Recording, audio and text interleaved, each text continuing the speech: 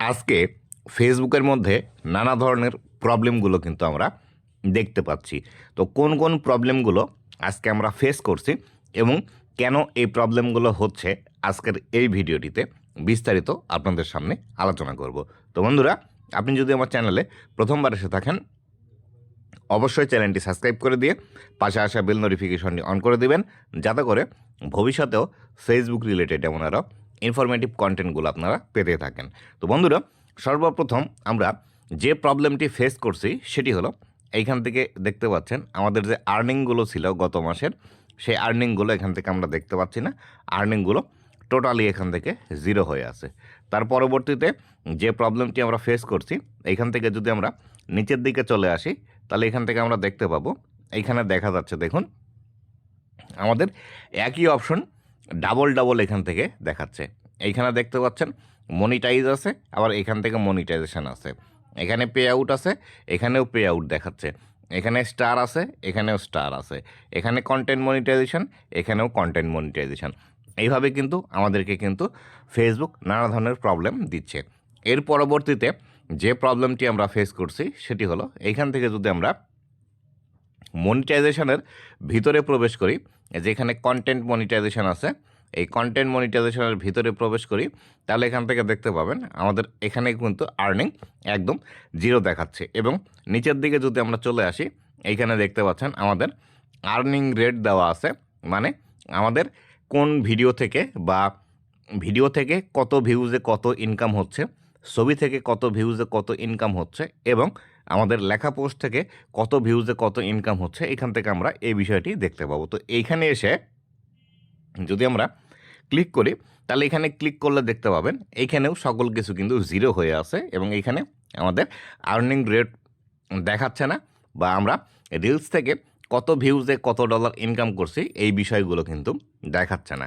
এই বিষয়গুলো না দেখানোর কারণে কিন্তু অনেকেই আমরা টেনশানে আছি, এবং অনেকেই কিন্তু আমরা এই বিষয়গুলো নিয়ে হোপলেস হয়ে যাচ্ছি যে আমাদের ইনকাম ছিল সেগুলোও নেই, কিন্তু আমাদের এখান থেকে আর্নিং রেট আসার কথা, আমাদের কত ভিউজে কত ইনকাম হচ্ছে এগুলো দেখানোর কথা, এগুলোও দেখাচ্ছে না। আবার এইখানে আমাদের যে গ্রাফ থাকার কথা এইগুলো নেই।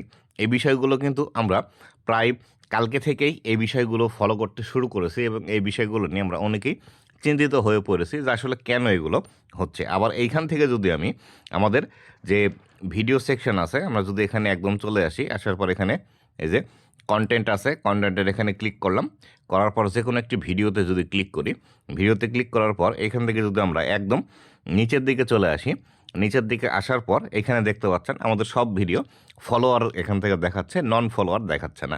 তো এইখানে আসলে এই বিষয়গুলো হচ্ছে, এগুলো কিন্তু সবগুলোই ফেসবুকের টেকনিক্যাল ইস্যুর কারণে হচ্ছে।